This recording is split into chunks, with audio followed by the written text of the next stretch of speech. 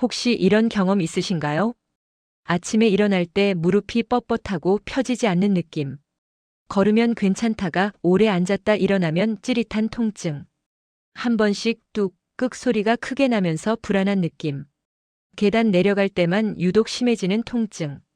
많은 분들이 이렇게 말합니다. 나이가 들면 원래 무릎이 아픈 거잖아요. 조금 쉬면 괜찮아지니까 괜찮아요. 하지만 여러분, 대한정형외과학회에서는 명확하게 말합니다. 퇴행성 관절염은 조기 발견 여부에 따라 수술 여부와 삶의 질이 극단적으로 달라지는 질환이다. 그리고 최신 연구에서도 밝혀졌습니다. 무릎 통증과 관절염은 나이 때문이 아니라 대부분이 연골 미세 손상 반복 염증 관절 구조 변화의 연속 과정이다.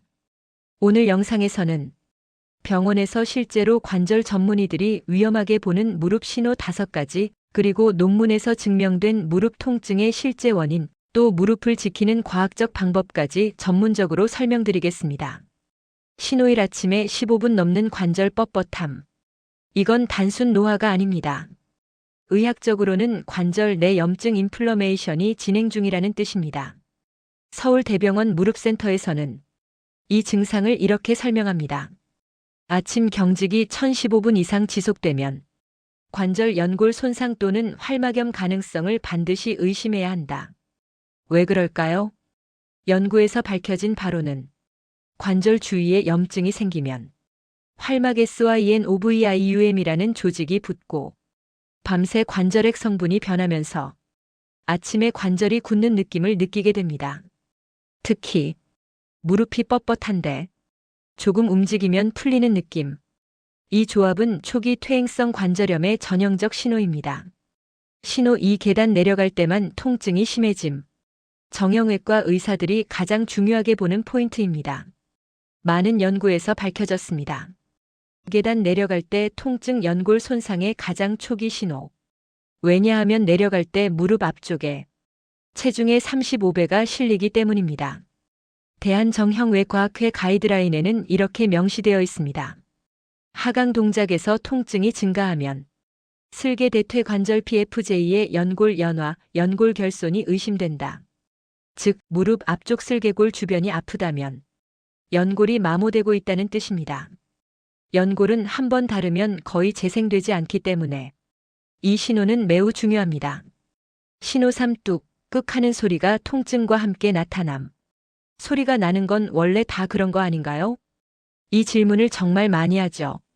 하지만 의사들은 소리 통증 이 조합을 매우 위험하게 봅니다.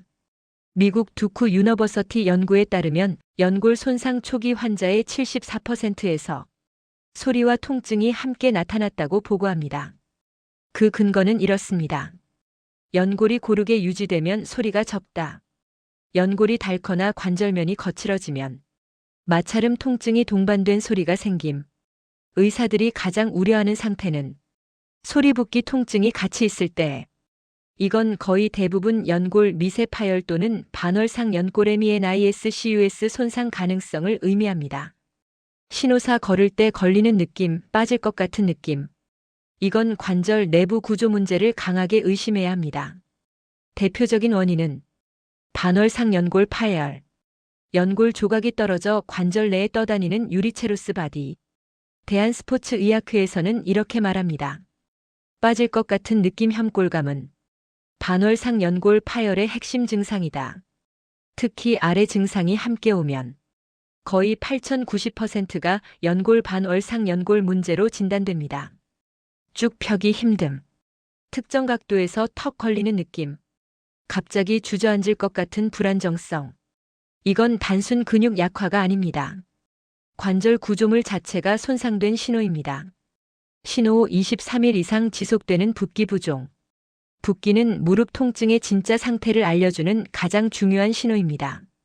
삼성서울병원 정형외과에서는 진료 기준을 이렇게 설명합니다.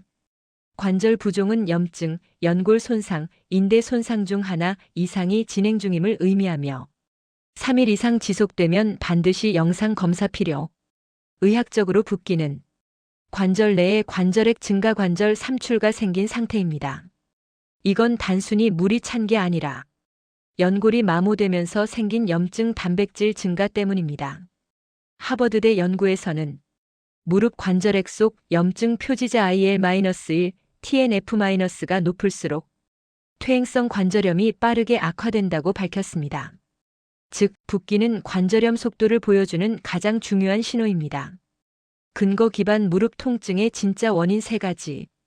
1. 연골의 미세 손상 마이크로 마이너스 데머지. 연골은 신경이 없기 때문에 초기에는 아프지 않습니다. 대신 미세 손상이 반복되면 활막이 붓고 통증이 시작됩니다. 연구 저널 어브 ORTHOPAEDIC 리서치 2023.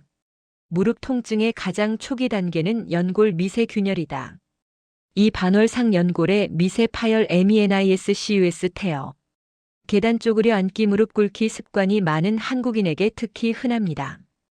파열이 작아도 통증 소리 붓기를 유발합니다. 3. 염증성 활막 반응 S와 ENOVITIS. MRI 연구에 따르면 초기 무릎 통증 환자의 65% 이상에서 활막염이 동반되어 있습니다. 이 염증이 반복될수록 연골 마모 속도는 23배 빨라진다고 확인되었습니다. 전문의들이 추천하는 과학적으로 효과적인 무릎 관리 4가지. 여기서는 누구나 아는 스트레칭이 아니라 진짜 의학적으로 근거 있는 방법만 말할게요. 1. 대퇴사두근 강화는 관절염 속도를 늦춘다. 연구 존재. 미국 메이오 클리닉 연구에서는 대퇴사두근이 약할수록 연골 손상 속도가 빨라진다고 확인했습니다. 병원에서도 가장 먼저 처방하는 운동. STRAIGHT 레그 RAISA 누워서 다리 들기. 벽 앉기 1020초. 근육 강화는 연골 보호 효과를 가진 유일한 방법입니다. 이 체중 1kg 증가 무릎 하중 4kg 증가 문헌에서 증명. 하버드 헬스 퍼블리싱 발표. 체중 1kg 감소는 무릎에 걸리는 하중을 4kg 줄인다. 이건 가장 확실하게 검증된 사실 중 하나입니다. 3. 쪼그려 앉기 양반 다리는 연골 압박을 78배 증가. 대한정형외과학회 발표.